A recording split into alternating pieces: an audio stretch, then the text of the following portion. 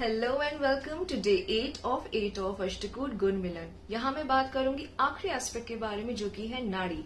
मैंने इसे पिछले वीडियो में समझाया था कि लास्ट के जो दो एस्पेक्ट्स हैं अष्टकूट गुण मिलन के, ये बहुत ज्यादा क्रिटिकल होते हैं क्योंकि ये पार्टनर्स की हेल्थ को और प्रोजेनी रिलेटेड चीजों को दर्शाते हैं। अगर अकॉर्डिंग टू रूल्स आपकी नाड़ियां मैच नहीं होती हैं, तो बाकी के एस्पेक्ट्स में अगर आपकी कंपैटिबिलिटी अच्छी है भी तो भी वो इरेलीवेंट हो जाता है। नाड़ी दोष होने की वजह से मैरिज में फेलियर्स होने के चांसेस बढ़ जाते हैं। अब कैसे पता चलता है कि किसको नाड़ी दोष है? नाड़ियां 3 टाइप्स की होती हैं, आदि नाड़ी, मध्य नाड़ी और अंत्य नाड़ी, जिसको हम अन्य नाड़ी भी कहते हैं। आपकी कौन सी नाड़ी है ये आपको पता चलेगा आपके जन्म नक्षत्र से। अब अगर दोनों पार्टनर्स की सेम नाड़ियां होती हैं तो हम कहते हैं नाड़ी दोष, और आपका यहाँ स्कोर होगा 0।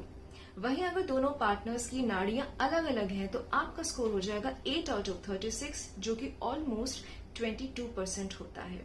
तो अगर दोनों पार्टनर्स आदि नाड़ी के हैं तो यहाँ पे सेपरेशन होना, डिवोर्स होने के चांसेस बढ़ जाते हैं।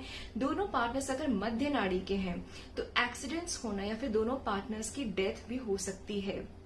वहीं अगर आपकी अंत्य नाड़ी है तो आप में से किसी एक स्पाउस की डेथ होना निश्चित हो जाता है। नाड़ी दोष की कोई रेमेडी नहीं होती है, इसलिए शादी के केस में जब हम शादी के प्रोस्पेक्ट्स देखते हैं तो यहाँ पे नाड़ी मैच होना बहुत ज्यादा जरूरी होता है। हालांकि कुछ एक्सेप्शंस हैं।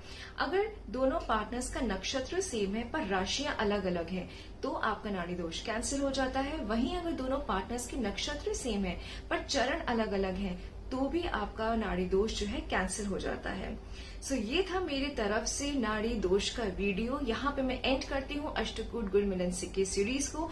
आई होप आपको ये सीरीज अच्छी लगी हो, और अगर लगी है तो प्लीज लाइक कीजिए, कमेंट करिए, सेव करिए, शेयर करिए एंड डू फॉलो।